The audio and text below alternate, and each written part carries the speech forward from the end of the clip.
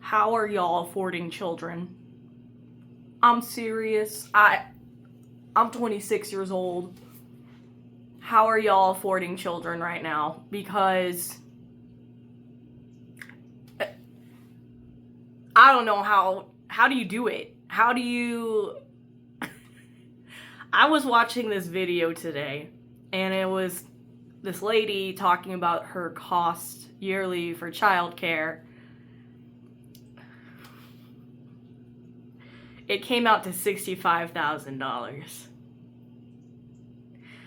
And the reason for this was her and her husband had to pay for their children to have some kind of after school service because they were still at work. My bangs are horrendous right now. Oh my God, so sorry. I literally just got off work. So her and her husband were still at work, so obviously someone had to watch their children, so they had to pay for someone to watch their kids after school. And then the kids were heading into summer break because it's summertime and they're not home. So they have to pay somebody to watch their kids all day. And then if you add a small child on top of that cost, you gotta pay for daycare. I've worked at daycares before. I can tell you how much they cost. At least the daycare I worked at, if the child was not potty trained yet, it was $500 a week. So if you do like that math, that's about $25,000 a year. I think something like that.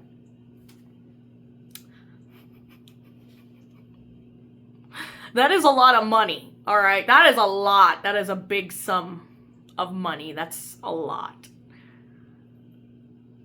So how the heck are people affording it? I just $24,000 a year for one child. What if you have multiple?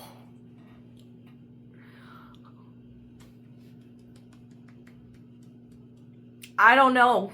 It's some scary times. And then, we have older generations questioning why my generation doesn't want children. It's not even that they don't want children. They can't afford to have them. Like, yes, there's the exception of people that genuinely do not like kids and know that they don't want to be parents. Yeah, that's completely fine. That's your prerogative. But I feel like most people I talk to and want kids, they still can't have them because it's too expensive. They are paycheck to paycheck. By the way, 60-something% of Americans are paycheck to paycheck right now. So a majority of people are paycheck to paycheck, and you're asking them why they don't have children? Because they're trying to be responsible. That's why. They know they can barely afford themselves. Why are they gonna have a child that they can't afford? And to top that off, it's rough in the world right now. Why would you want to bring a child into that? And it's like, I feel like your only good reason for having children is to nurture a human being.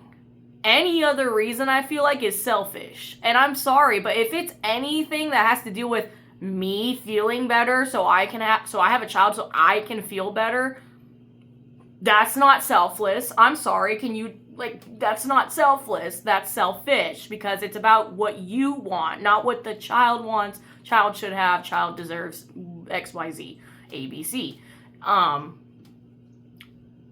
Which is if you're aware enough to know that and you know you're not fit, that's good for you. Because why would you want to bring a human being into this world if you know you're incapable of raising a human being? You're setting that kid up for failure. And then it's well, every life is a gift. And I'm like, sure, that's fine for you to believe that. I don't disagree. Life is precious. But if you are an adult person and you know that your habits are not great, your coping is not great, your stress tolerance, cortisol levels are not great, and you have an inkling of an idea that stress might be exasperated by having a child, and you might not be able to handle it, and you still have the child, I'm sorry, you're not a good person.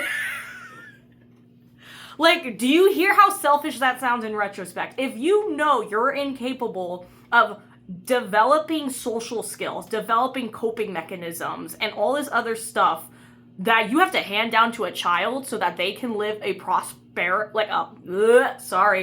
a prosperous life, and you know you are incapable of giving that to them, what do you expect?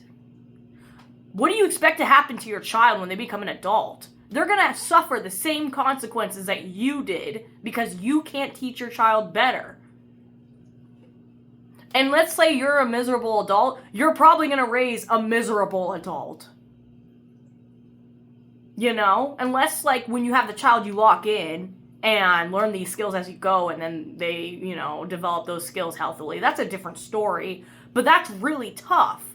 You're asking somebody that just had a child to somehow all of a sudden acquire these skills while they're learning how to raise a child. That's really tough. That's really tough to ask, which is why you have to be proactive about it before you have the child. Once you have the child, you can't undo that. You can't, let me Uno reverse my child. No, they're there. They're born. They're not going anywhere.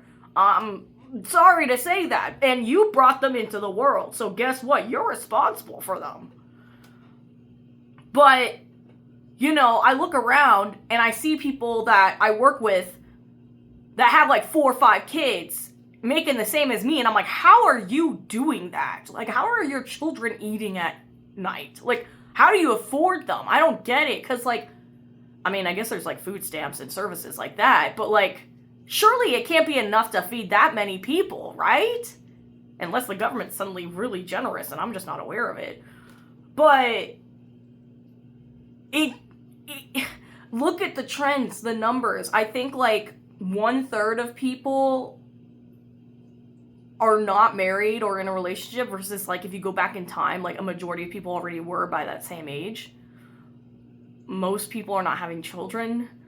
A lot of people are suffering from the loneliness epidemic. Like, I think like it's 1/3 of Gen Zers report being extremely lonely, having zero, like little to no friends or have 0 relationships. And you're asking these people to have kids. Like, they're barely surviving having a relationship with themselves. You're asking them to have another one with a child? Oh my God. Yeah, I don't know. That's kind of crazy to me. It's concerning. Definitely concerning, especially coming from somebody that went to school for education, and I'm hearing from fellow educators about the consequences of how people are raising their children and how they act in the classroom. We got a problem. We got like a real problem. This isn't like something you can just like shove under the rug. Like, this is a very evident societal problem. And, you know, it kind of reminds me of like the whole thing with, you know, I kind of mentioned like AI kind of like up and coming, really hot right now. That's how it feels with everything. Everything's like hot and up and coming. We got like the hantavirus, whatever, that virus going around too. We got, you know, things going on outside the United States that are cuckoo that we're involved with. We got gas prices being absurd. We got the job market being absurd.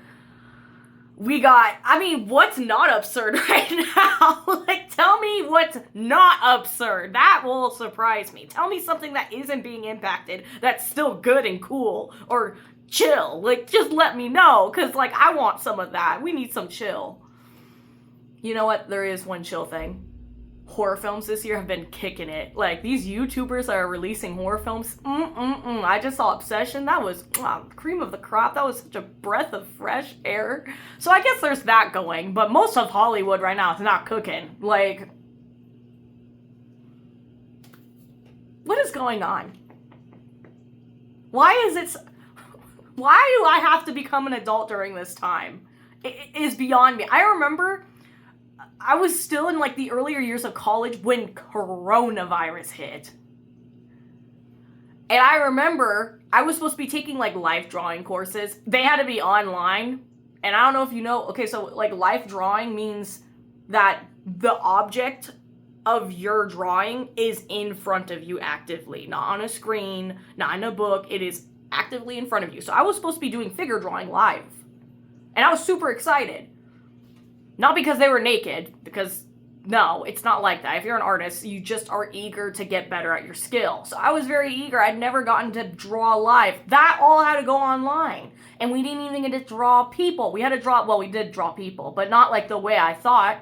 We had to draw like the skeleton and muscles instead, which is not what I thought I was going to do. But besides the point, a lot of things started, falling off after COVID-19. We're in 2026, y'all. COVID-19 was 2019. Oh. And you think it can't get worse. You just can't imagine. You're like, we just survived a pandemic. It can't get worse. And then lo and behold, it does. So, and you know what's even crazier? What's crazier to me is like, I'm very proactive about, dang, my monitor is glitching. I'm very proactive about getting ahead of the curve when it comes to like my thoughts, my emotions, my stress, my anxiety. I keep tabs on that stuff. Oh my God, my monitor is really, oh wow, okay. It's really glitching out. That connection back there must be poor. Sorry, distracted. ADHD, sorry. But, what was I even saying? See, now I can't even remember what I was saying. Oh, right. We think it can't get worse. I keep tabs on my mental environment.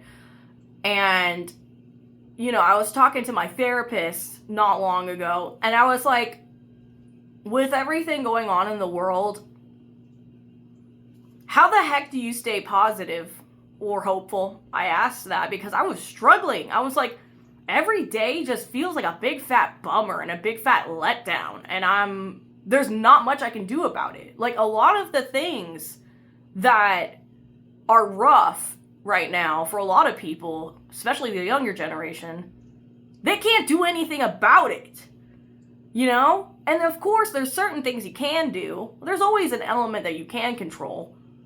But even then, you can max that out and things will just continue being the way they are. So I was like, hey, so what do I do when it's not enough? And you want to know the advice I was given? It was, don't think about it, don't expose yourself to it.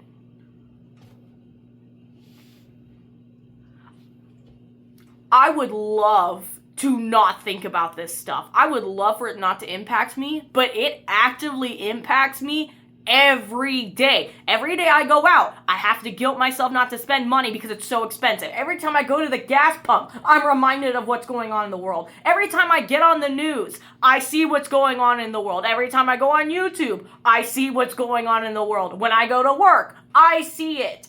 How are you expecting me to duck my head and pretend that it's not happening? I'm not some groundhog that can just go in my burrow and not look at the world for a while, okay?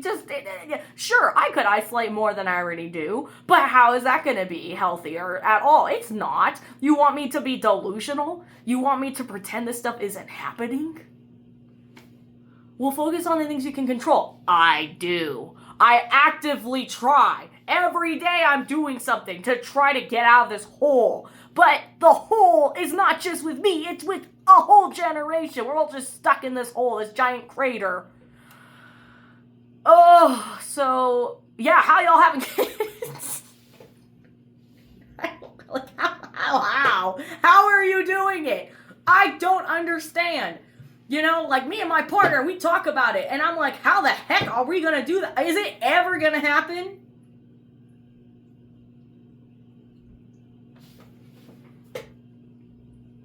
Maybe, maybe not. Things would have to drastically change. Cost of living is... I haven't talked to a lot of people where their rent or their mortgage payment isn't like taking up almost half of what they make. And if anyone knows, the rule is your income, a third of it every month, should be going to your rent or your mortgage. Like, that's the max you should be putting to that. A lot of people still can't afford that. So they're spending a lot more than a third. It's more like half. And now you're left with even less for groceries, for transportation, for entertainment, so that you don't lose your mind, and for all the other bills you have on top of rent. And then maybe, if you're lucky, you'll have $1 or two left to put into savings, which a lot of Americans don't have a savings right now.